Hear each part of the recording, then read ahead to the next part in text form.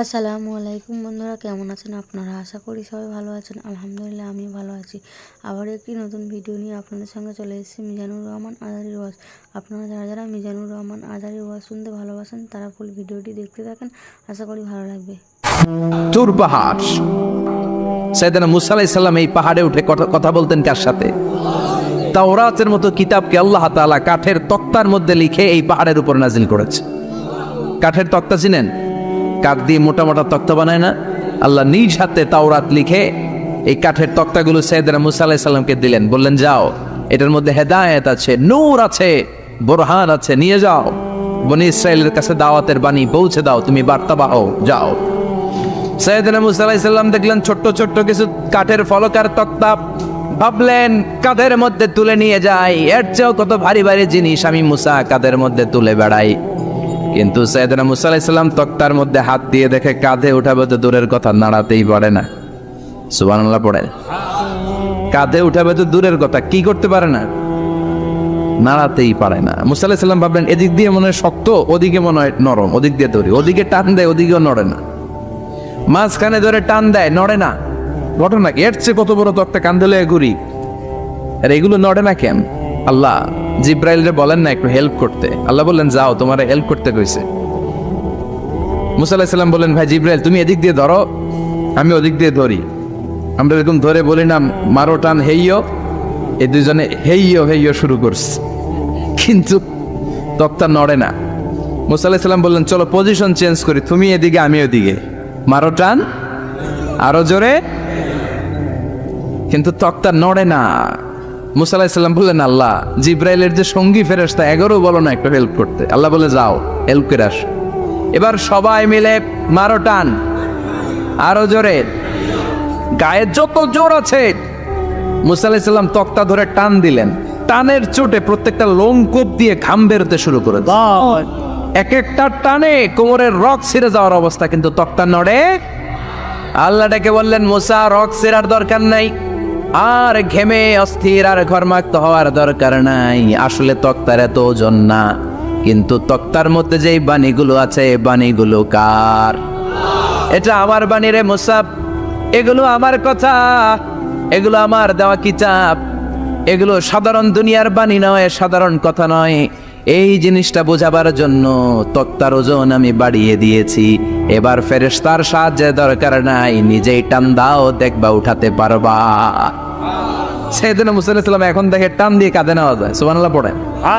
এই যে তুর পাহাড় তিনি মুসা আলাইহিস সালামকে দিয়েছিলেন, যেই পাহাড়ের উপরে, পাহাড়টার নাম তাওরাত কিতাব যে তিনি দিয়েছিলেন, যেই পাহাড়ের উপরে, এই পাহাড়টার নাম কি?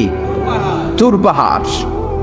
বিশ্বনবী মেরাজে যখন গিয়েছিলেন সাইয়েদনা জিব্রাইল এই তুর পাহাড়ে বিশ্বনবীকে নামিয়ে বললেন অন্ধকার, ইয়া রাসূলুল্লাহ উদুল্লাহ, আল্লাহর কাছে দোয়া করেন।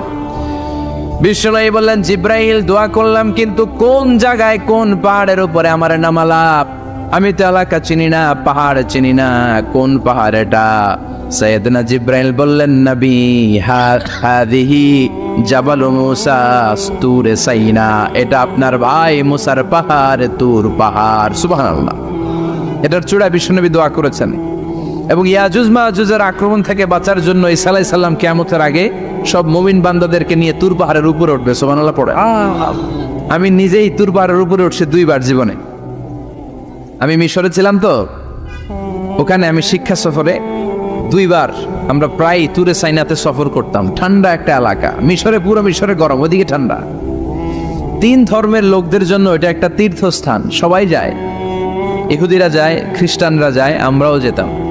মাঝরাতে তুর পাহাড়ে উঠতে হয়, ফজরের সময় পৌঁছতে হয়, আবার 7টা 8টার দিকে ব্যাক করতে হয়। 10টা 11টার পরে সূর্যের তাপে পাথরের পাহাড় এত গরম হয় ওখানে কোনো মানুষ দাঁড়িয়ে থাকতে পারে না। আমরাও উঠতেছি কাঁধের মধ্যে ব্যাগ নিয়ে, খ্রিস্টানরা উঠতেছে, ইহুদিরা উঠতেছে। ওটার উপরে খ্রিস্টানদের একটা চার্চ আছে, গির্জা, ইহুদিদের আছে একটা ছোট্ট সিনাগগ। ইহুদিরা যে জায়গায় নামাজ পড়ে ওটারে কি বলে? সিনাগগ। খ্রিস্টানরা যেটাতে নামাজ পড়ে ওটারে বলে চার্চ, গির্জা। আর আমরা যেটাতে নামাজ পড়ি মসজিদ। আমাদের একটা মসজিদ আছে ছোট। ফজরের সময় উঠলাম, উঠে তাকিয়ে দেখি সূর্য কিরণে পুরো তুর পাহাড়ের সিলসিলাতুল জিবাল, পাহাড়ের রেঞ্জ ঝিকিমিকি আলোতে সূর্যের কিরণে চমৎকার এক আভা, রক্তিম আভা ধারণ করেছে। সবাই মিলে আল্লাহর কাছে দোয়া করলাম, এই তুর পাহাড়ের কসম কেটেছে কে? রব্বুল আলামিন বলেন ওয়াত-তিনি ওয়াজ-যাইতুনি ওয়া তুরি সিনিনা ওয়া হাযাল বালাদিল আমিন। তিনের কসম, জাইতুনের কসম, তুর পাহাড়ের কসম, আর এই নিরাপদ শহরের কসম। এই নিরাপদ শহর দ্বারা উদ্দেশ্য হচ্ছে মাক্কাতুল মুকাররমা। নিরাপদ শহর দ্বারা কোন শহর উদ্দেশ্য? মক্কা। যে মক্কার আগের নাম ছিল বাক্কা। মক্কার আগের নাম সবাই বলেন বাক্কা। মক্কার নামে আল্লাহ কোরআন একটা সূরা দিয়েছে, সূরার নাম সূরাতুল বালাদ। লা উকসিমু বিহাযাল বালাদ ওয়া আনতা হিল্লুম বিহাযাল বালাদ। সুবহানাল্লাহ পড়ে। আবার এই শহরের নাম দিলেন আল্লাহ উম্মুল কুরা, জনপদ সমূহের মা। এই শহরের মধ্যে যারাই প্রবেশ করবে নিরাপত্তা দিবে কে? আবার এই শহরের মাঝখানে আল্লাহ এমন একটা ঘর তৈরি করেছে, গোটা বিশ্বের সব মুসলমান ওই ঘরের দিকে মাথা নুইয়ে সিজদায় লুটিয়ে পড়ে। সুবহানাল্লাহ পড়েন। ইন্না আউওয়ালা বাইতি উদিআ লিন-নাস লাল্লাযী বিবাক্কাতা মুবারাক। এই কাবা ঘরকে কেন্দ্র করে প্রতিদিন 120টা রহমত নাজিল হয়। চিল্লায় বলেন তো কয়টা? 60 লিত-তাইফিন, 60টা রহমত যারা তাওয়াফ করে তাদের জন্য। 40 লিল মুসাল্লিন, 40টা রহমত যারা নামাজ পড়ে তাদের জন্য। 60 আর 40 কত? বাকি আছে কয়টা? ওয়ালা 20 লিন-নাযিরিনা ইলাল কাবা, বাকি 20টা রহমত যারা তাওয়াফও করে না, নামাজও পড়ে না, শুধু কাবার দিকে তাকিয়ে থাকে। সুবহানাল্লাহ পড়েন। আবার কাবার 4টা কর্নার আছে, একটা কর্নারের ভেতরে একটা পাথর আছে, এটাকে বলে ব্ল্যাক স্টোন কর্নার, হাজরে আসওয়াদের পাথর। এই পাথরে যেই চুমো দেয়, পাথর ওই চুমোদানকারীর জীবনের সব গুনাহ টেনে শুষে সব নিয়ে যায়। কিয়ামতের দিন আল্লাহ হাজরে আসওয়াদের 2টা ঠোঁট দিবেন, 2টা চোখ দিবেন, আর দাঁড় করিয়ে দিবেন। আল্লাহর সামনে দাঁড়িয়ে দাঁড়িয়ে হাজরে আসওয়াদ সুপারিশ করবে। আল্লাহর কাছে বলবে, আল্লাহ এই লোকটা আমারে চুমো দিয়েছে, তার জন্য জাহান্নামের আগুন হারাম করে দাও। এই হাজরে আসওয়াদ পাথরের জন্য আমরা চুমো দিতে পারি, আল্লাহ তৌফিক দাও। জোরে বলেন আমিন। এই নিরাপদ শহরের কসম, শহরটার নাম মক্কা। চিল্লায় বলেন শহরটার নাম। এটার মাঝখানে একটা ঘর আছে, আল কাবা আল মুশাররাফা। লক্ষ লক্ষ মানুষ এই কাবা কেন্দ্রিক প্রতিদিন ছুটতে থাকে। আল্লাহ বলেছেন এটা মাসাবাতান লিন-নাস, মানুষের মিলন কেন্দ্র। লক্ষ লক্ষ মানুষ এই কাবাকে ঘিরে নামাজ পড়ে। প্রতিটা জুমার দিন 10 লাখেরও মোর দেন 1 মিলিয়ন মুসল্লি কাবার চারদিকে জুমার সালাত আদায় করে। সুবহানাল্লাহ পড়েন। আজান হওয়া মাত্রই মৌমাছির মতো মানুষগুলো ছুটতে থাকে। কাবার আজান শুনেছেন? আল্লাহু আকবার, আল্লাহু আকবার, আল্লাহু আকবার, আল্লাহু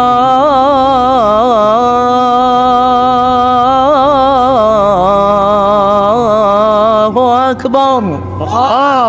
কি সুরেলা আজান, কাবার আজান। আজান হতে দেরি, আজান হতে দেরি। যদি 20-30 তলা হোটেলের কোনো ছাদ থেকে আপনি খেয়াল করেন, দেখবেন মৌমাছির মতো ডানে বায়ে সামনে পেছনে চারিদিক থেকে সারে আল হিজরা দিয়ে, সারে আজিয়াত রোড দিয়ে, গাজ্জা দিয়ে, জারোয়াল দিয়ে, মেসফালা দিয়ে, ইব্রাহিম খালিলি দিয়ে মানুষগুলো কাবার দিকে ঢুকতে শুরু করেছে, ঠিক কিনা? আবার বিশ্বনবী বলতেন, মক্কা তো হাব্বুল বিলাদ ইলাইয়া, মক্কা শহর আমার কাছে সব চাইতে প্রিয় শহর। লাউলা উখরিজিতু লামা খারাজিতু, মক্কার কুরাইশরা, কাফেররা যদি এই শহর থেকে জোর করে আমারে বের করে না দিত, আমি কোনোদিন মক্কা ছেড়ে দূরে যেতাম না। সুবহানাল্লাহ পড়ে। বিশ্বনবীর জন্মস্থান এই শহর, যেখানে বিশ্বনবী জন্মেছেন ওইখানে আছে মাকতাবা, লাইব্রেরি। কি আছে? হজ উমরা যারা করেছেন তারা দেখবেন ওখানে গেলেই ফ্রিতে বই দেয়। কি দেয়? বিশ্বনবীর জন্মস্থানে গেলে যেই ভাষার হন, বাঙালি গেলে বাংলায়, ইংরেজ গেলে ইংরেজিতে, পাকিস্তানিরা গেলে হিন্দিতে, সবাইকে ফ্রিতে বই দেয়া হয়। তার মানে বিশ্বনবীর জন্মস্থানে গেলেই বই পাওয়া যায়, ঠিক কিনা? বিশ্বনবীর জন্মস্থানের ঠিক পাশেই আবু জাহেলের জন্মস্থান। ওইখানে কি আছে জানেন? হ্যাঁ, হাম্মাম আবি জাহাল। বাঙালি হাজিদের বুক ভরা ঘৃণা তার জন্য।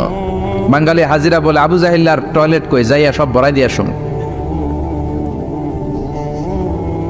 জেদ্দাতে নেমেই খুঁজতে আরম্ভ করে, আবু জাহিল্লার টয়লেট কই।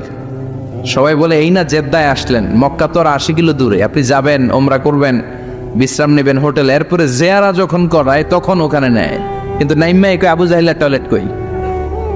কি ক্ষোভ তার প্রতি, না? কি ক্ষোভ আর ঘৃণা, আর বিশ্বনবীর জন্য অন্তর ভরা ভালোবাসা আছে না নাই? এজন্য ইসলাম হচ্ছে শান্তির ধর্ম। জঙ্গিপনা যারা করে, সন্ত্রাসবাদের কথা যারা সমাজে উস্কে দেয়, তাদের জন্য ইসলামে কোনো শান্তি নাই। আবু জাহেল ছিল সন্ত্রাসদের লিডার, ঠিক কি না? Leader of the all terrorist, কুখ্যাত ইন্টারন্যাশনাল সন্ত্রাসী আবু জাহেল। আর বিশ্বনবী ছিলেন মুজাহিদ। বিশ্বনবী কি ছিলেন? মুসা আলাইহিস সালাম ছিলেন মুজাহিদ। ফেরাউন ছিল কুখ্যাত সন্ত্রাসী আর জঙ্গি, ঠিক কি না? সাইয়েদনা ইব্রাহিম ছিলেন মুজাহিদ, আর নমরুদ ছিল জঙ্গি, ঠিক কি না? যারা ইসলামের পক্ষে কথা বলে তারা মুজাহিদ, আর যারা ইসলামের বিপক্ষে তারা সন্ত্রাস আর জঙ্গি। চিল্লায় বলেন ঠিক কি না? সে আল্লাহ ডেকে বললেন, গোলামুত্তিনি ওয়াজ-যাইতুনি ওয়া তুরি সিনিন ওয়া হাযাল বালাদিল আমিন। তিন ফলের কসম, জাইতুনের কসম, তুর পাহাড়ের কসম, বিশ্বনবীর জন্মস্থান মক্কাতুল মুকাররমার কসম। চারটা জিনিসের কসম কেটেছে কে? কয়টা জিনিসের? চারটা জিনিসের কসম কেটে আল্লাহ একটা কথা বলবেন। ওই কথাটার গুরুত্ব বেশি না কম?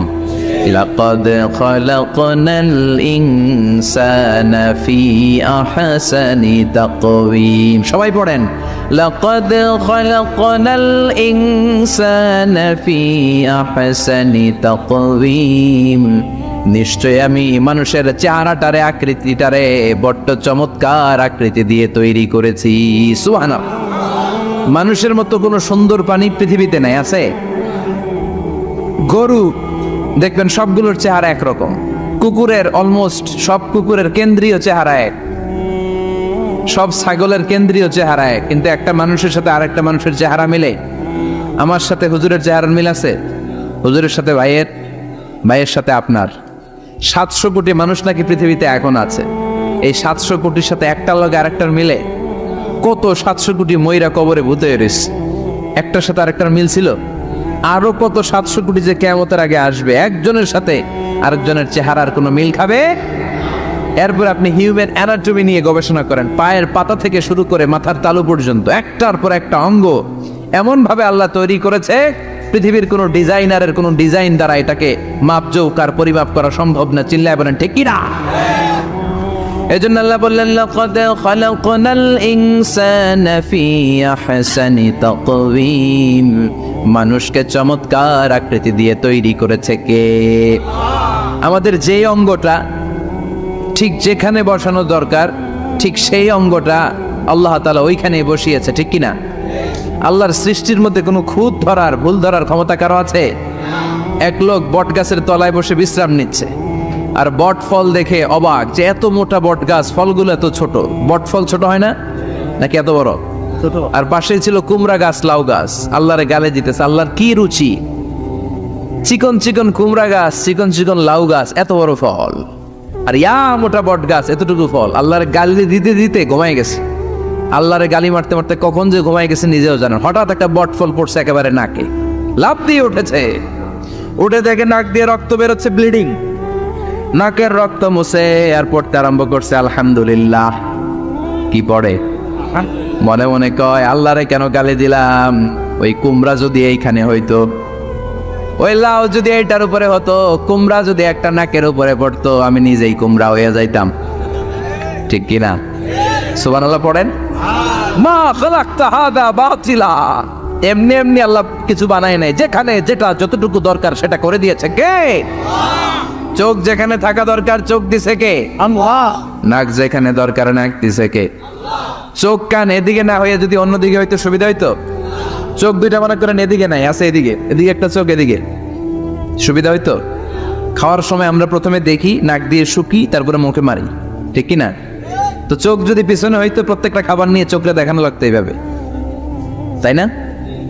নাকও যদি এইখানে না হয়ে এদিকে নাকটা হইতো, খাবার নিয়ে গ্রান শুকতে চাইলে পেছনে নিয়ে দেখেন কি সেটিং। চোখ যদি এইখানে না থেকে মাত্র 2 ইঞ্চি উপরে যদি আল্লাহ দিত, এদিকে একটা চোখ এদিকে একটা চোখ, সেজদা দিতে পারতেন? চোখ বন্ধ করে সেজদা দেওয়া লাগতো, ঠিক কিনা? ফুটবল খেলতে পারতেন? ফুটবলে হেড দিলেই ডিমের মতো পোষ হয়ে যেত চোখ দুইটা। সুবহানাল্লাহ পড়বেন না? দেখেন কানের কি সেটিং, কান যদি এইখানে না দিয়ে এই কানটা আল্লাহ এই বগলের নিচে দিত, আর এই কান যদি এই বগলের নিচে দিত, আজকে ওয়াজ শুনতেন কেমনে? এমনি হাত তোলেন সবাই। 1.5 ঘন্টা আজারি সাহেবের আলোচনা এমনি থাকেন, 1.5 ঘন্টা হাত দুইটা তুলে থাকা যায় তো? হাত নামাইলে ওয়াজ শোনা যায় না, হাত উঠাইলে শোনা যায়। সুবহানাল্লাহ পড়েন। যেখানে যেটা যেভাবে দরকার দিয়ে দিয়েছে কে? আবার এখানে এয়ার ক্যানেল দিলেন, অনেকে কয় এগুলো দিছে কেন? এই ক্যানেল কিন্তু দরকার। ক্যানেল না থাকলে আপনার কথা ঢুকবে না, আপনি বুঝবেন না। অনেকের এই কানের ডিফেক্ট আছে, ডিফর্ম বেবি, এই রোগ নিয়ে জন্মাইছে, কানে মেশিন লাগানো লাগে, এই ক্যানেলের সমস্যা। এই ক্যানেল দিয়ে ঘুরে ঘুরে সাউন্ড ওয়েভ গুলো যায়, ফলে আমরা শুনতে পাই। এই ক্যানেল না থাকলে শুনতে পেতাম না। তার মানে মা খালাকতা হাযা বাতিলা, এমনি এমনি কিছু দেয় নাই। 206টা হাড্ডি দিয়ে আমাদের মানুষের দেহ, ছোট্ট হাড্ডিটা আল্লাহ দিয়ে দিছে এখানে। এটার ভিতরে একটা ড্রাম আছে, এটার বলে এয়ার ড্রাম। সাউন্ড ওয়েভ, শব্দ তরঙ্গ এয়ার ড্রামে নক করে, এরপরে outer air, middle air, inner air হয়ে ইলেকট্রিক্যাল সিগন্যালের মাধ্যমে যাই দেখে যায়, ব্রেনের সাথে কানেক্ট হতে হলে ইলেকট্রিক্যাল সিগন্যাল দিয়ে কানেক্ট হতে হয়। এই সাউন্ড ওয়েভ, শব্দ তরঙ্গগুলো ইলেকট্রিক্যাল সিগন্যাল দিয়ে ট্রান্সমিট হয়ে ব্রেইনের হেয়ারিং নার্ভ, শুনবার যে স্নায়ু, ওইখানে নক করে। নক করা মাত্রই এই শব্দ তরঙ্গ আপনার শুনবার অনুভূতি জাগায়। এই সূক্ষ্মাতি সূক্ষ্ম কাজ কত ছোট্ট আর অল্প সময়ে করে দিচ্ছে কে? চোখ দিয়ে তাকানো মাত্রই দেখি কত রঙের রং দেখি। Human eyes can identify, can recognise more than 10 million colours. আমার কথা না, চক্ষু বিশেষজ্ঞদের কথা। মানুষের চক্ষু 10 মিলিয়নেরও বেশি রং, 1 মিলিয়নে 10 লাখ, 10 মিলিয়নে 1 কোটি, 1 কোটিরও বেশি ধরনের রং এই চোখ শনাক্ত করতে পারে। সাইজ মাত্র 2 মিলিমিটার। ছোট্ট এই চোখ দিয়ে এত কিছু দেখার সুযোগ দিয়েছে কে? এই দুটি চোখ দিয়েছি বলে দেখো যে কত অপরূপ নয়নাভিরাম, খেতে খামারের জোড়ায় জ্বালা বিধুর ধূ। এভাবে আমাদের দেহের প্রতিটি অঙ্গ সেট আপ করেছে কে? আল্লাহু আকবার। এজন্য রব্বুল আলামিন বলেন, লাকাদ খালাকনাল ইনসানা ফি আহসানি তাকওয়িম, আমি মানুষকে সবচাইতে সুন্দর আকৃতিতে তৈরি করেছি। সুবহানাল্লাহ। আমরাই শুধু মাথা উঁচু করে দাঁড়াতে পারি, গরু এরকম মাথা উঁচু করে দাঁড়াতে পারে? গরুর মাথা নিচে, ছাগলের মাথা নিচে, সবার মাথা নিচে। মানুষই 2 পায়ে ভর করে শির দ্বারা, মানে স্পাইনাল কর্ডের উপর টান টান হয়ে মাথাটা উঁচু করে এইভাবে দাঁড়ায়।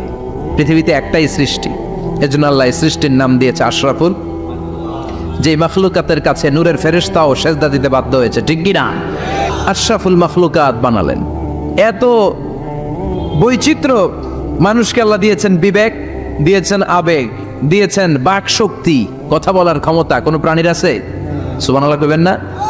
বিবেক দিয়েছেন, আবেগ দিয়েছেন, বাক শক্তি দিয়েছেন, উপলব্ধি করবার মতো ক্ষমতা দিয়েছেন। আশরাফুল মাখলুকাত বানিয়েছেন এই মানুষকে। এই মানুষের মধ্যে আল্লাহ অনেক ক্যাপাসিটি দিয়েছেন।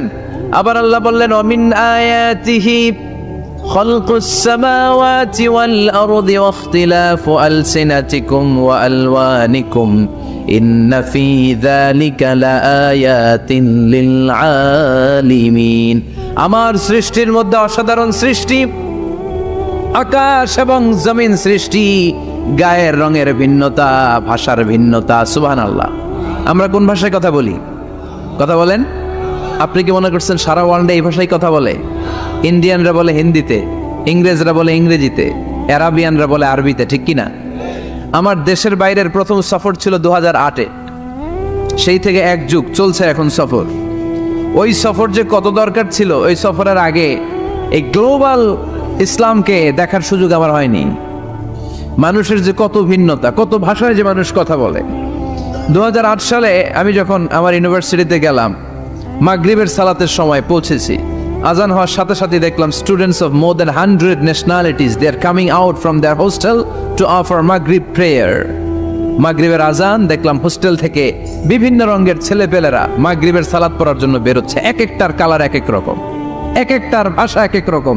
আমরা বাংলায় বললে আরাবিয়ানরা বুঝে না, আরাবিয়ানরা আরবিতে বললে ইন্ডিয়ানরা বুঝে না, ইন্ডিয়ানরা হিন্দিতে বললে ইংরেজরা বোঝে না, চাইনিজরা মান্ডারিনে বললে কেউ বুঝে না। চিয়াং ফিয়াং জিয়াং এগুলো হচ্ছে চাইনিজ ভাষা। ইয়াং শিয়াং দিয়ে যখন কথা বলে কেউ বুঝে না। প্রথম মাগরিবের সালাত পড়ে আমি প্রথম নিগ্রু মানুষ আবিষ্কার করলাম। এর আগে কোনোদিন কালো মানুষ দেখি নাই। সালাম ফিরে ডানে দেখে এক নিগ্রু, বায়ে দেখে আরেক নিগ্রু। আমি মনে করছি কিরামান কাতিবিন। এর নিগ্রু দেখে আমি দিছি দৌড়। সবাই কই দৌড়ান কেন? আমি বললাম এরা কারা? আমারে বলা হলো এরা আপনার বন্ধু। এরা কি? এই কালো লোক নাকি আমার বন্ধু। বললো 5 বছর এই নিগ্রুদের সাথে আপনার থাকতে হবে। 100টারও বেশি দেশের ছাত্র আমরা একসাথে থেকেছি। কারো ভাষা কেউ বোঝে না, কারো গায়ের রঙের সাথে কারো গায়ের রঙের মিল নাই। চিল্লায় বলেন সুবহানাল্লাহ। এজন্য রব্বুল আলামিন বললেন লাকাদ খালাকনাল ইনসানা ফি আহসানি তাকওয়িম, আমি মানুষকে চমৎকার আকৃতিতে তৈরি করেছি। সুম্মা রাদাদনাহু আসফালা সাফিলিন, তারপর মানুষকে আমি আবার নিম্নমুখী করেছি। মানুষের সৌন্দর্যটা সব সময় থাকে না। এই যে যুবক অবস্থায় আমাদের কি সুন্দর চামড়া, কি সুন্দর দেহ, বয়স যখন 70-80 হবে এরকম থাকবে? কথা বলেন না। এই কালো দাড়িগুলো সাদা হয়ে যাবে, বয়সের ভারে মিজানুর রহমান আজহারী নুজ্জ হয়ে যাবে, লাঠি লাগবে তখন। তখন স্টেজে উঠবে, হায়াতে বাসায় থাকলে লাঠি নিয়ে উঠতে হবে। কথা কন। আমার নানা ভাইরে দেখতাম গাড়িতে একটা লাঠি রাখতো। মরহুম পীর সাহেব গোলাম সাদেক সাঈদী গাড়িতে সব সময় লাঠি। এই লাঠি নিয়ে গাড়ি থেকে বেরোতো, লাঠি দিয়ে সিঁড়ি বেয়ে উঠতো, মাঝে মাঝে আমরা ধরেও উঠাতাম। তো উনি কি এরকম ছিল না? একদিন ইয়াং তাগড়া যুবক, রং ধরা যৌবন, জং ধরে শেষ থাকে না। আসফালা সাফিলিন এর 2টা তাফসীর, একটা হচ্ছে ইলা আরযালিল উমর, সব সময় মানুষ যুবক থাকে না, একটা সময় তারে বৃদ্ধ বানিয়ে দেয় কে? আবার আল্লাহ বুঝালেন মানুষ ভালো হলে অনেক ভালো হয়, খারাপ হলে অনেক খারাপ। মানুষ ভালো হলে ফেরেশতার চেয়ে ভালো, মানুষ খারাপ হলে পশুর চেয়েও খারাপ। কথা বলেন ঠিক কিনা? এক পশু আরেক পশুরে মারে না, এক পশু আরেক পশুরে হত্যা করে না, কিন্তু মানুষ মানুষের মারে কি মারে না? A lion never kills a lion, a dog never kills a dog, an elephant never kills an elephant. একটা হাতি একটা হাতিরে মারে না, কুকুর কুকুরে মারে না, কিন্তু মানুষ মানুষকে মারে কিনা? এজন্য আল্লাহ বললেন লাকাদ খালাকনাল ইনসানা ফি আহসানি তাকওয়িম সুম্মা রাদাদনাহু আসফালা সাফিলিন ইল্লাল্লাযীনা আমানু ওয়া আমিলুস সালিহাতি ফালাহুম আজরুন গায়রু মামনুন। 2 শ্রেণীর মানুষের এই বিপদ নাই, যারা ঈমান এনেছে, সৎ কর্ম করেছে। কার কথা? তবে ঈমানটা হতে হবে নির্ভেজাল। ওই ঈমানে শিরকের কোনো ছিটেফোঁটা থাকতে পারবে? তাহলে ওই ঈমান আপনারে মুক্তি দিবে। চিল্লায় বলেন ঠিক কিনা? ওয়া আমিলুস সালিহাত, নেক কাজ করে, সৎ কাজ করে, ফালাহুম আজরুন গায়রু মামনুন, তাদের জন্য এমন প্রতিদান আছে যেটা শেষ হবে না। আমাদের জন্য সবচেয়ে বড় প্রতিদান হচ্ছে জান্নাত। মুমিনের জন্য সবচেয়ে বড় পাওয়া হচ্ছে জান্নাত। চিৎকার করে বলতে হবে সবচেয়ে বড় প্রতিদান কি? চিল্লায় পড়েন আমিন। তার মানে যারা ঈমান আনবে, নেক কাজ করবে, তাদের হারাবার কিছু নাই। চিল্লায় কোন ঠিক কিনা? আমাদের হারানোর কিছু আছে? আমরা মল্লে শহীদ বাঁচলে, মল্লে শহীদ বাঁচলে, এজন্য ঈমানটা হতে হবে পাকা ঈমান। ঈমানদার কখনো পথ হারায় না। ঈমানদার ভরসা রাখে কার উপর? আপনি যদি ঈমানের পক্ষে থাকেন, কোরআনের পক্ষে থাকেন, ইসলামের পক্ষে থাকেন, আপনার উপর আযাব আসবে, গজব আসবে, বিপদ আসবে, নবীদের উপর যেমনি এসেছে। ঠিক কিনা? ঝুঁকি যদি আসে, ভয় যদি আসে, আপনার উপর আযাব যদি আসে, শাস্তি যদি আসে, অত্যাচার আসে, মুমিন কখনো ভয় পায়? কথা বলেন। মুমিন কখনো পথ হারায় না, মুমিন কখনো আশা ছাড়ে না। চিল্লায় বলেন ঠিক কিনা?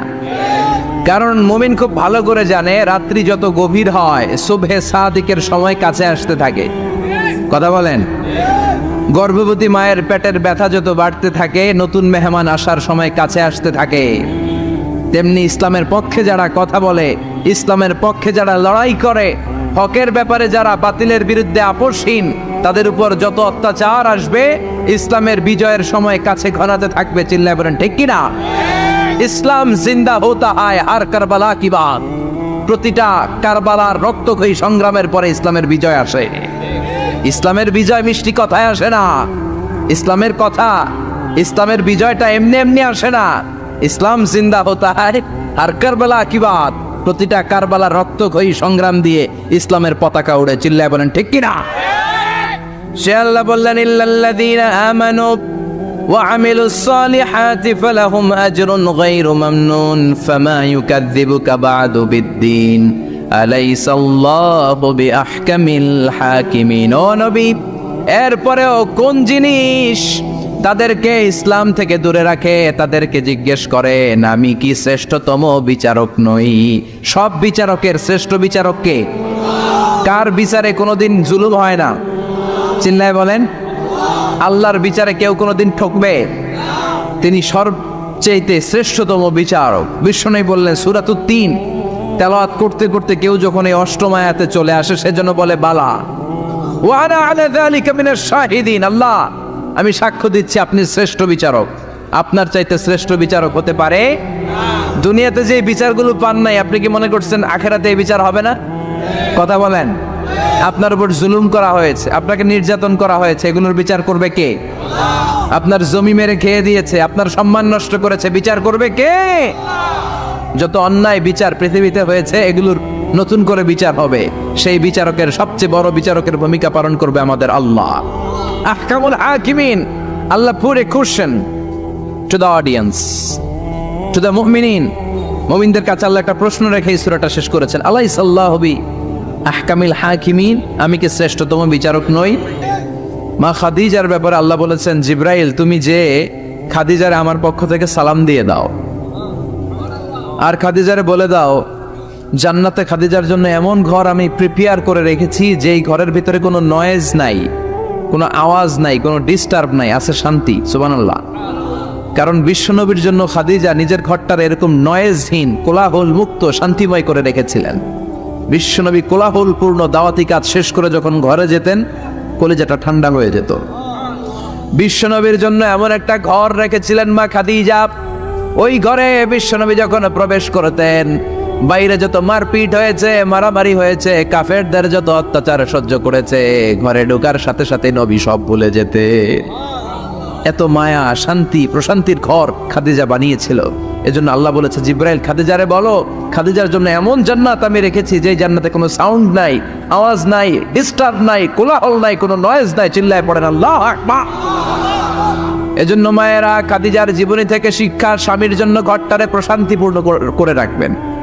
প্রশান্তির একটা জায়গা যেন হয়, কানের কাছে এসে বেশি বেশি জ্ঞান জ্ঞান করেন না। ঘরে ঢুকলেই চাল নাই, ডাল নাই, এটা লাগবে, ওইটা লাগবে, ছেলের ওইটা লাগবে। আস্তে আস্তে অনেক স্বামী হার্ট অ্যাটাক করে স্ত্রীর কারণে, জানেন ঠিক কিনা? ওই কয় ঠিক, সবাই ভুক্তভোগী। কমন পড়ে গেছে। দুই পক্ষরেই বললাম, স্বামীরাও সালাম দিবেন, স্ত্রীরাও দিবেন। সালাম মানে শান্তি, তো ঘরটারে শান্তি দিয়ে ভরে দিবে কে? আর একে অপরের প্রতি শ্রদ্ধাবোধ রাখবেন। তো নারীদেরকে খুশি করার জন্য আল্লাহ সূরা দিলেন সূরাতুন নিসা। প্রাণীদের নামে অনেক সূরা আছে, সূরাতুল বাকারা আছে না নাই? বাকারা মানে কি? গাভী, গাভীর দুধ খাবেন। বিষ্ণু বলেছেন গরুর গোশত খেয়েও কম, দুধ খেয়েও বেশি। আলাইকুম বি আলবানিল বাকার, তোমাদের উচিত গরুর দুধ খাওয়া। ফাইন্নাহা তুরাম্মু মিনাল আশজার, কেননা গরুর দুধ এটা হচ্ছে সবুজ ঘাস আর পাতার নির্যাস। ফি লাবানিহা শিফা, গরুর দুধে আছে শিফা। ও ফি লুহুমিহা দা, গরুর গোশতে আছে রোগ। গোশতে আছে কি?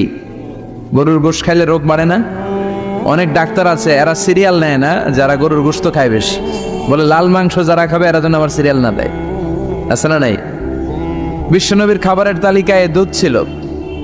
বিশ্বনবী বলতেন বেশি বেশি দুধ খেও, এবং বিশ্বনবী বলেছেন মায়েরা যেন তাদের বাচ্চাদেরকে দুধ খাওয়ায়।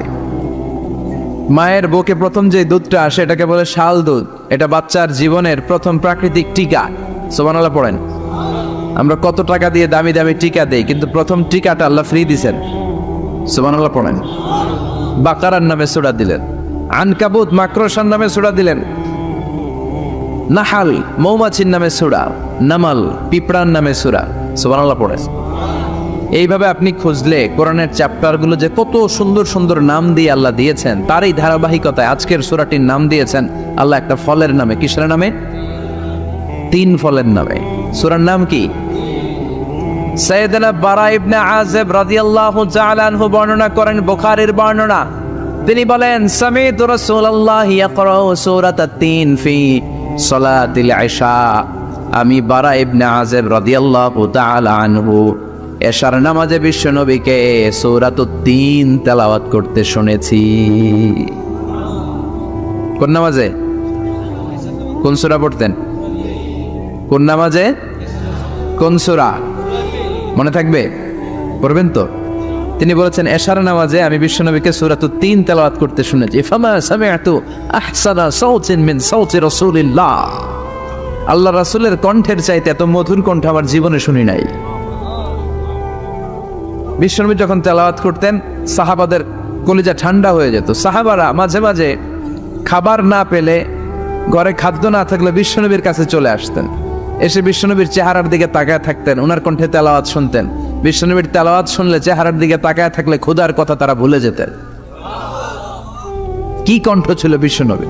অনেকে বলে সাইয়েদনা দাউদ আলাইহিস সালামের কণ্ঠ ছিল অনেক চমৎকার, এটা ঠিক, কিন্তু বিশ্বনবীর চাইতে বেশি সুন্দর না। আকাবা উপসাগরের তীরে বসে সাইয়েদনা দাউদ যখন তেলাওয়াত করতেন, সাগরের মাছগুলো সাগর ছেড়ে ডাঙায় চলে আসতো, বনের পশু বন ছেড়ে বাইরে আসতো, আকাশের পাখি আকাশ ছেড়ে দিয়ে নিচে নেমে আসতো। কিন্তু বিশ্বনবীর কণ্ঠটা এর চেয়ে বেশি সুন্দর ছিল। সুবহানাল্লাহ পড়ে। বিশ্বনবী সারাদিন যে কোরআনের আয়াতগুলো নাজিল হয়েছে, প্রত্যেক রাত্রে এশার নামাজের পর ঘরের মধ্যে বসে বসে আয়াতগুলো তেলাওয়াত করতেন। আর মক্কার আবু জাহেল, উতবা, সাইবা, ওয়ালিদ ইবনে মুগীরা সবাই লুকিয়ে লুকিয়ে তেলাওয়াত শোনার জন্য বাড়ির চিপায় চলে আসতো। আবু জাহেল, উতবা, সাইবা এটা কি বিশ্বনবীর পক্ষের লোক না বিপক্ষের? বিপক্ষের লোক হয়েও নবীর কণ্ঠের তেলাওয়াত শোনার জন্য পাগল। তাইলে কণ্ঠটা কি নরমাল কণ্ঠ ছিল? যেন তেন কণ্ঠ ছিল? আবু জাহেল ছিল মক্কা শহরের প্রেসিডেন্ট। সে ঘোষণা দিয়ে দিত, কেউ মুহাম্মাদের কণ্ঠের তেলাওয়াত শুনবা না, শুনতে যেতে পারবা না। সবাইকে নিষেধ করে রাত্রিবেলা চোরের মতো নিজেই যাইতো। সুবহানাল্লাহ পড়েন। হজের মৌসুমে আবু জাহেল ঘোষণা দিয়ে দিল, খবরদার, মক্কায় ঢুকার যতগুলো গেট আছে সবগুলো গেটে তোরা দাঁড়ায় থাকবি, হাজিদেরকে বলবি মক্কায় নতুন একটা পাগল এসেছে, তার কথা যারা শুনে তারাও পাগল হয়ে যায়। নাউজুবিল্লাহ পড়েন। তার কর্মী বাহিনী হজের মৌসুমে বিভিন্ন গেটে পাঠায় দিল। মক্কায় ঢুকার হাজিদের যত গেট, বিভিন্ন দেশ থেকে হাজিরা আসবে, কর্মীদেরকে বলে দিল তোরা বলবি এই এলাকায় নতুন এক পাগলের আমদানি হয়েছে, নাম মুহাম্মদ। পড়েন নাউযুবিল্লাহ। যারাই এই মুহাম্মাদের কণ্ঠের তেলাওয়াত শুনে তারাও পাগল হয়ে যায়। আদেশ অনুযায়ী কর্মীরা মক্কার গেটে দাঁড়িয়ে দাঁড়িয়ে হাজিদেরকে বলল, হাজি সাহেব হজে যান, জমজম খান, খেজুর খান, হজ করেন, সমস্যা নাই, কিন্তু নতুন এক পাগল আসছে, এই পাগলের নাম মুহাম্মদ। এই পাগলের কাছে যারা যায় হেরাও পাগল হয়ে যায়। হাজি সাহেবরা কোনোদিন এই মুহাম্মদ নামটা শুনে নাই, এই প্রথম শুনলো। শুই নাই মনে মনে কয়, যেদিকে যাব আর নাই যাব, আগে মুহাম্মাদের কাছে যাব। সবার আগে কার কাছে যাব? কারণ মানুষের একটা অভ্যেস হচ্ছে, আল ইনসানু হারিসুন আলা মা মুনিয়া, মানুষের যেটা করতে নিষেধ করা হয় বেশি ওইটা মানুষ করে বেশি। মনে মনে হাজিরা বলে, তোমরা নিষেধ করছো তো অবশ্যই যাব, দেখি মুহাম্মদটা কে। তার মানে আমাদের বিরুদ্ধে অপপ্রচার করলে এটা আমার পক্ষের প্রচার হয়ে যায়। সুবহানাল্লাহ পড়েন। ইসলামের বিরুদ্ধে অপপ্রচার করলে এটা কি হয়ে যায়? প্রচার হয়ে যায়। ইউরোপ আমেরিকাতে ইসলামের নামে ট্যাগ লাগায় এক্সট্রিমিস্ট, জঙ্গি। আমরা নাকি জঙ্গি, আমরা নাকি এক্সট্রিমিস্ট। তো যারা সিভিলিয়ান আছে, খ্রিস্টিয়ান সিভিলিয়ান, ইউরোপ আমেরিকার সাধারণ জনগণ, তারা ভাবে ঘটনা কি মুসলমানদের বিরুদ্ধে এত কথা কেন? যারা ইসলাম নিয়ে গুগলে সার্চ করে, বিভিন্ন বই পড়ে, কোরআনের ইংলিশ ট্রান্সলেশন পড়ে। আগে তারা ইসলাম সম্পর্কে জানতো না, কিন্তু সবাই যখন বলা শুরু করছে জঙ্গি জঙ্গি জঙ্গি, ইসলাম মানেই জঙ্গি, তখন তারা ইসলাম সম্পর্কে পড়তে শুরু করে দিয়েছে। পড়তে পড়তে ইসলামের সুন্দর বাণীগুলো পড়ে ওদের হৃদয় ঠান্ডা হয়ে যায়। যাদের নসিব ভালো, অনেকে কালিমা পড়ে মুসলমান হয়ে যায়। ইউরোপ আমেরিকাতে মুসলমানের সংখ্যা দিন দিন বাড়ছে। মাঝে মাঝে পত্র পত্রিকায় দেখবেন যে কনভার্টেড মুসলমান, ও মুসলমান, ও মুসলমান। ধারণা করা হচ্ছে 2070 সালের মধ্যে ইউরোপ আর আমেরিকায় মুসলমান হয়ে যাবে সংখ্যাগরিষ্ঠ। খ্রিস্টানদের ছাড়িয়ে মুসলমানদের সংখ্যা ইউরোপ আমেরিকায় বেড়ে যাবে। সুবহানাল্লাহ পড়েন। সেই দিন বেশি দূরে নয় যেদিন কালেমার পতাকা হোয়াইট হাউসের উপরে শোভা পাবে। ঘোষণাটা কার? চিল্লায় বলেন ওয়াদাটা কার? বিষ্ণু বলেছেন ইদা ইসতাআনতা ফাসতাইন বিল্লাহ, সাহায্য চাইতে হলে আল্লাহর কাছে চাও, কিছু চাইলে আল্লাহর কাছে চাও, সাহায্যের দরকার হলে একজনের কাছে হাত পাতো, তিনি কে? এই সূরাতে আমরা আল্লাহর কাছে চাই। আমরা প্রতিদিন নামাজের মধ্যে বলি ইহদিনাস সিরাতাল মুস্তাকিম। এটা কিন্তু অনেক দামি দোয়া, অনেকে দোয়া খুঁজে পায় না, দোয়া খুঁজে পায় না। এটা সবচাইতে দামি দোয়া, এত দামি দোয়া যেটাকে প্রত্যেক নামাজে পড়াটাকে আল্লাহ ওয়াজিব করে দিয়েছে। ও আল্লাহ, show us the right path, show us the correct path, show us the middle path। আল্লাহ আপনি আমাদেরকে মধ্যম পন্থাটা দেখান, সঠিক রাস্তাটা দেখান, যে রাস্তায় আপনি দুনিয়াতে উঠে যাবেন আর হাঁটতে হাঁটতে দেখবেন এই রাস্তার শেষ মাথা ঢুকে গিয়েছে জান্নাতে। তাহলে কেমন করে আল্লাহর কাছে চাইবেন, কেমন করে দোয়া করবেন, এই কথাটাও এই সূরার ভেতরে আছে না নাই? এরপরে এই সূরার আরেকটা নাম হচ্ছে সূরাতুশ শিফা অথবা সূরাতুর রুকিয়া, ঝাড়ফুঁক করার সূরা। অনেকে কি দিয়ে ঝাড়ফুঁক করবে খুঁজে পায় না, আছে না নাই? আপনি সূরাতুল ফাতিহা পড়ে ঝাড়ফুঁক করবেন। অসুস্থ ব্যক্তির গায়ে সূরা ফাতিহা পড়ে ফু দিলে সুস্থ করে দেয় কে? রব্বুল আলামিন বলেন وَنُنَزِّلُ مِنَ الْقُرْآنِ مَا هُوَ شِفَاءٌ وَرَحْمَةٌ لِلْمُؤْمِنِينَ وَلَا يَزِيدُ الظَّالِمِينَ إِلَّا خَسَارًا। আল্লাহ বললেন আমি কোরআনের মধ্যে শিফা রেখেছি, এই আল কোরআন আল কারীমের ভেতরে আমি আল্লাহ রহমত দিয়েছি। কোরআন পড়ে ফু দিলে অসুস্থ ব্যক্তিরে সুস্থ করে দেয় কে? আপনি যেই কোনো রোগে আক্রান্ত হন না কেন, আপনি যদি সূরা ফাতিহা পড়ে ফু দেন সুস্থ করবে কে? বিশ্বাস হয় না সন্দেহ লাগে?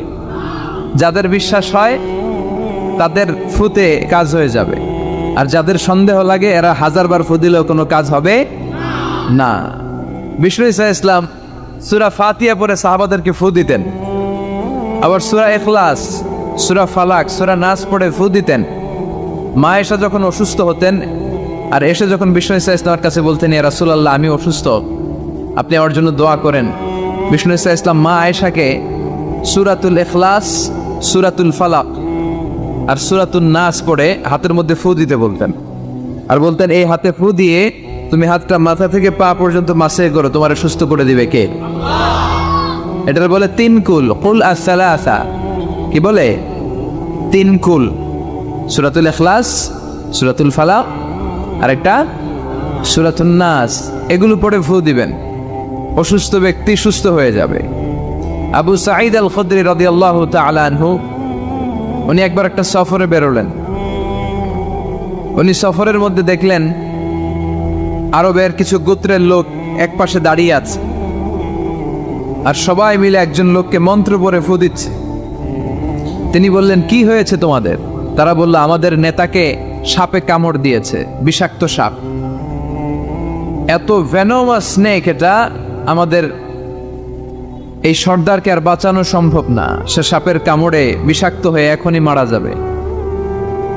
আল্লাহ রাসূলের সাহাবী বললেন তোমরা কি করতেছো? সবাই বলল আমাদের যার যত মন্ত্র জানা আছে ফু দিচ্ছি। লোকজন পড়তেছে সুমন্তর সু কালিকুত্তার গু, এরকম এদেশে পড়ে না? হ্যাঁ, তো এগুলোতে কেউ সুস্থ হয়?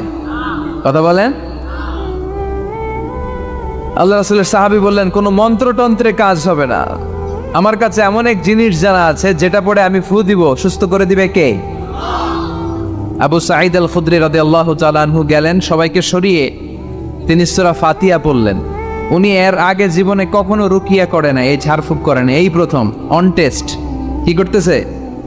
অন টেস্ট করতেছে। উনি সূরা ফাতিহা পড়ে ফু দেওয়ার সাথে সাথে মুহূর্তের মধ্যে অসুস্থ ব্যক্তিরা সুস্থ হয়ে যায়। এবার সাহাবীদেরকে অনেকগুলো ছাগল দেয়া হলো। শুরুতে চুক্তি ছিল যে আমাদেরকে অনেকগুলো ছাগল দিতে হবে, কোনো বর্ণনায় এসেছে 30টি, কোনো বর্ণনায় তার চেয়ে বেশি।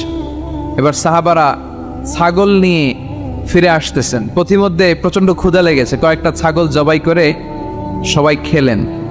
এরপর মদিনায় ফিরে আসলেন, সবাই বললে যে কোরআন দিয়ে ফু দিয়ে যে ছাগল আনলাম আবার ছাগলের গোশতও খাইলাম, এটা জায়েজ হয়েছে কিনা বিশ্বনবীর মাসালা জিজ্ঞেস করার দরকার আছে না নাই? সবাই মদিনাতে যে বিশ্বনবীর মাসালা জিজ্ঞেস করতে লাগলো, ইয়া রাসূলুল্লাহ আমরা কোরআন দিয়ে রুকিয়া করেছি,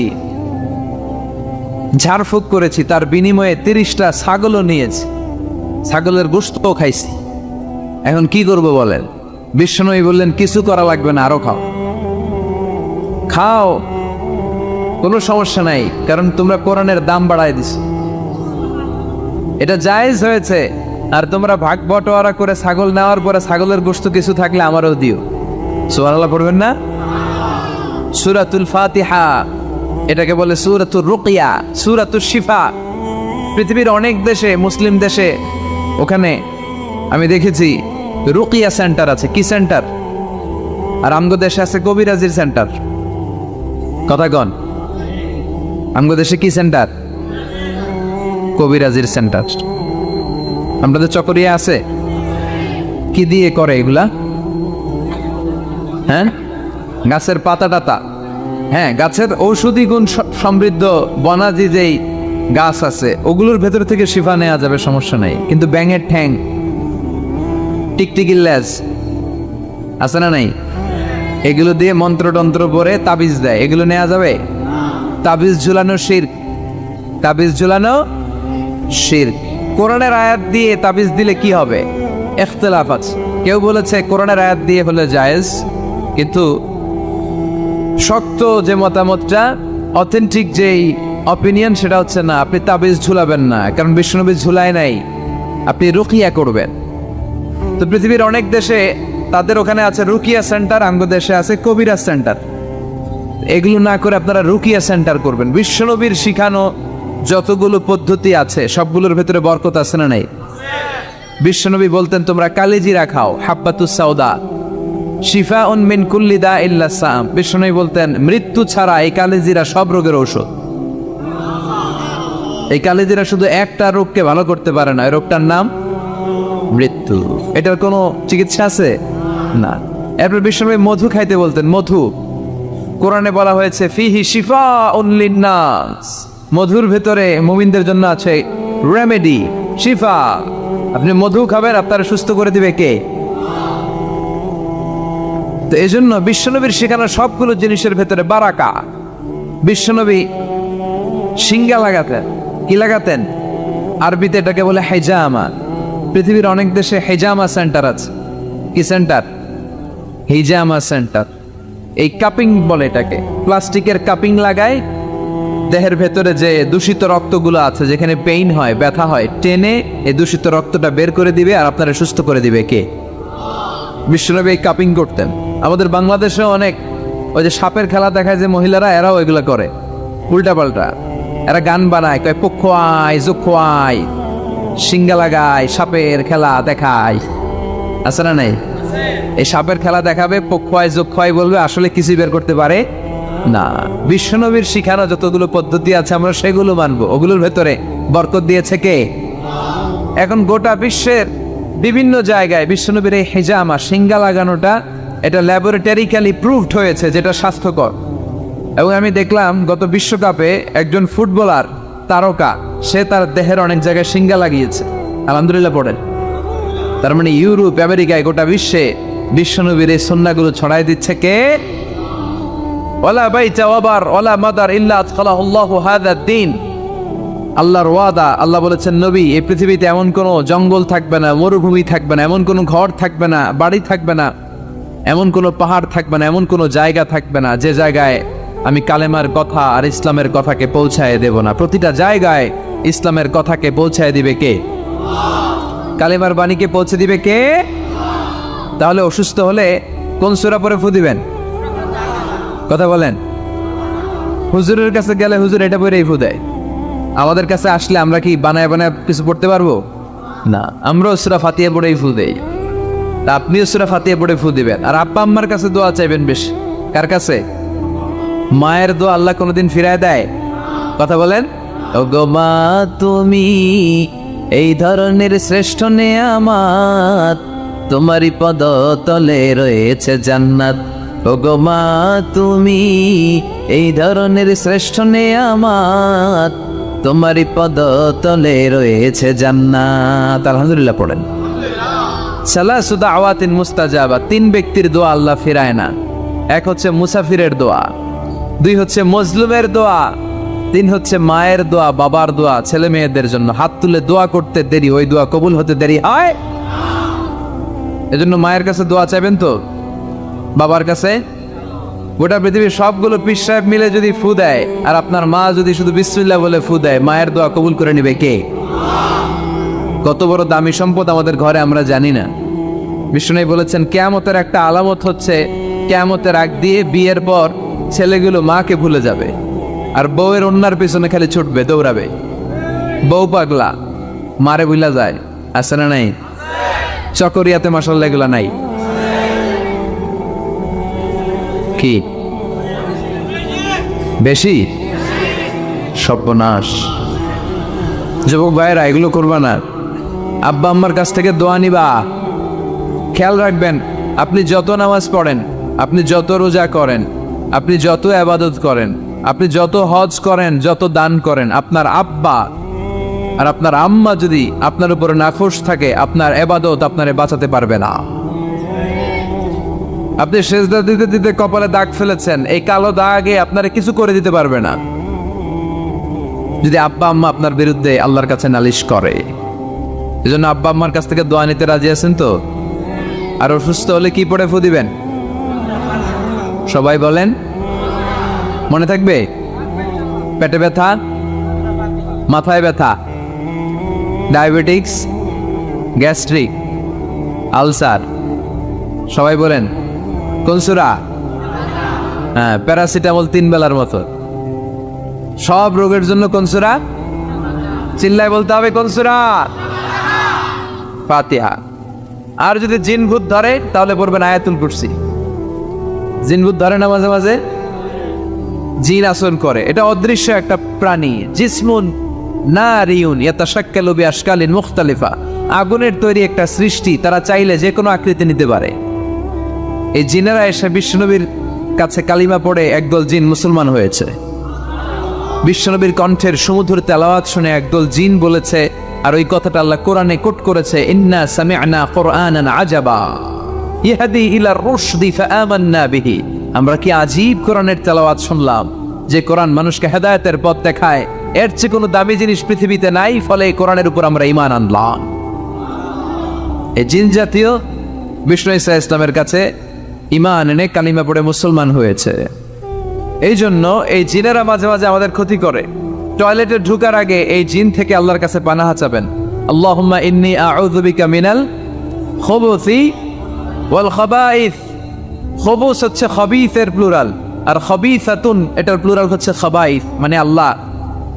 খারাপ জিন, খারাপ পরি, মানে জিন আর জিন্নাহ, পুরুষ জিন, নারী জিন, এই সব ধরনের খারাপ জিনের নজর থেকে তুমি আমাকে হেফাজত করো। এরা টয়লেটের ভেতরে থাকে। এই দোয়া পরে যখন আপনি ঢুকে যান, ওদের চোখের সামনে পর্দা নামিয়ে দেয় কে? ওরা আপনার কোনো ক্ষতি করতে পারে? কিভাবে আপনি প্রোটেকশন নেবেন এই দোয়াগুলো পড়ার মাধ্যমে সব বিশ্বনবী শিখাই গেছেন। আপনি কখন কিভাবে পড়লে you will get the perfect protection from your lord, আপনি আল্লাহর কাছ থেকে প্রোটেকশন পাবেন, এগুলো পড়ে না। এজন্য জিন ভূতে যদি আসর করে, অশরীরী কোনো প্রাণী যদি আপনার উপর ভর করে ক্ষতি করতে চায়, আপনি যদি ফিল করেন, আপনি আয়াতুল কুরসি পড়বেন, আপনি সূরা ফালাক, সূরা নাস পড়ে ফু দিবেন, জিনের বাদশাও দিবে দৌড়। কথা বলেন। আর প্রত্যেক ফরজ সালাতের পরে এই আয়াতুল কুরসি পড়া লাগবে কি লাগবে না? বিষ্ণু বলেছেন, মান ক্বারা আয়াতুল কুরসি দুবুরা কুল্লি সালাতিন মাকতুবা লাম ইয়ামনাহু মিন দুখুলিল জান্নাতি ইল্লাল মাউত। প্রত্যেক ফরজ সালাতের পরে যে একবার আয়াতুল কুরসি পড়ে, তার জান্নাতে যাওয়ার ক্ষেত্রে আর কোনো বাধা থাকে না, একটা জিনিস ছাড়া, সেটা হচ্ছে তার মরণ। লোকটা মরে না, তাই জান্নাতে ঢুকে না, মরলেই জান্নাতে ঢুকবে। সুবহানাল্লাহ, আসতে পড়েন। তাহলে আমরা অসুস্থ হলে সূরাতুল ফাতিহা পড়ব, ঠিক কিনা? এই সূরার আরেকটা নাম দিয়েছেন বিশ্বনবী, সেটা হচ্ছে সাবউল মাসানি। কি নাম? চিল্লায় বলেন। وَلَقَدْ آتَيْنَاكَ سَبْعًا مِّنَ الْمَثَانِي وَالْقُرْآنَ الْعَظِيمَ। আল্লাহ বললেন, নবী আমি আপনার সাবউল মাসানি দিয়েছি, আমি আপনার নিত্য পাঠনীয় 7টা বাক্য দিয়েছি, আর কোরআনে আজিম দিয়েছি। বিশ্বনবী বলেন এই সূরাতুল ফাতিহার এত দাম, এই সূরার মতো মর্যাদার সূরা তাওরাতের ভেতরে নাই। আল্লাহু আকবার। এই সূরার মতো মর্যাদা পূর্ণ সূরা ইনজিলের ভেতরে নাই। এই সূরার মতো দামি সূরা সুহুফ ইব্রাহিম ও মুসার ভেতরে নাই, ইনজিলের ভেতরে নাই, তাওরাতের মধ্যে নাই, কোন কিতাবের ভেতরে নাই। এই সূরার নাম হলো সূরাতুল ফাতিহা। সাবউল মাসানি, নিত্য পাঠনীয় শব্দবাক্য, মানে এমন 7টা বাক্য যেটা সব সময় পড়তে হয়, সব সময় পড়তে হয়। যারা প্রতিদিন নামাজ পড়েন তাদের সূরা ফাতিহা পড়া লাগে না? শুধু ফরজ নামাজগুলো যারা পড়ে 5 ওয়াক্তের শুধু ফরজ, তাদের কমপক্ষে এই সূরা ফাতিহাটা 17 বার পড়া লাগে। কয়বার? আর যারা সুন্নাত সহ পড়ে তাদের কমপক্ষে 32 বার পড়া লাগে। কয়বার? 32 বার। তাহলে যার বয়স 60 বা 70, ছোটবেলা থেকেই উনি যদি নামাজি লোক হয়, তাহলে উনি উনার জীবনে সূরা ফাতিহা কয় কোটি বার পড়ছে, ওনার হিসাব আছে? কথা বলেন। আমরাও জীবনে কত লক্ষ লক্ষ বার সূরা ফাতিহা নামাজে তেলাওয়াত করছি, কারো কোনো হিসাব জানা আছে?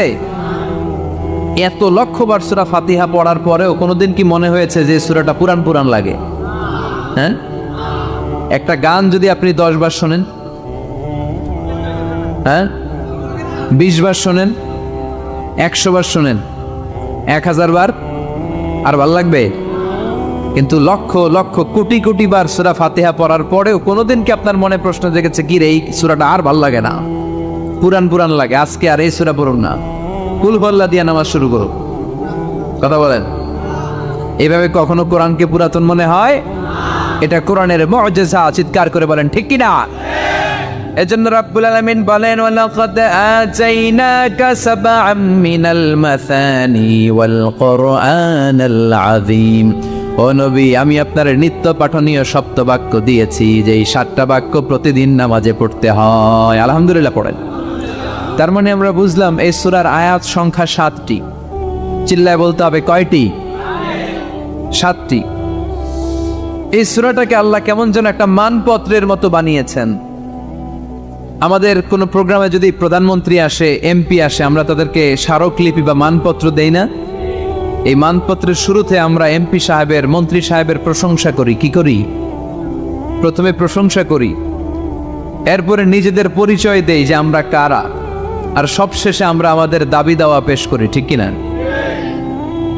এই সূরার ভেতর আল্লাহ তাআলা 3 ভাগে সূরাটাকে ভাগ করেছেন। প্রথমে আল্লাহ বলছেন আমার প্রশংসা তোমরা করবে, যেমন মন্ত্রীর প্রশংসা তোমরা যেমনি করো, শুরুতে আমার প্রশংসা করে নিবে। এরপরে তোমরা কারা, তোমাদের পরিচয় আমার কাছে দিবে, আর সবশেষে তোমাদের কি দাবি দেওয়া, কি দরকার, কি চাহিদা আমার কাছে বলবে, আমি পূরণ করে দেব। ঠিক কিনা? আমাদের মনের চাহিদা পূরণ করে দিতে পারে কে? কেউ যেটা দেয় না, দেয় কে? আমাদের যার যা লাগবে সবও যদি দিয়ে দেয়, আল্লাহর কোনো কমতি হবে? আল্লাহ বলে লাউ আন্না আউওয়ালাকুম ওয়া আখিরাকুম ওয়া ইনসাকুম ওয়া জিন্নাকুম কামু আলা সাঈদিন ওয়াহিদ।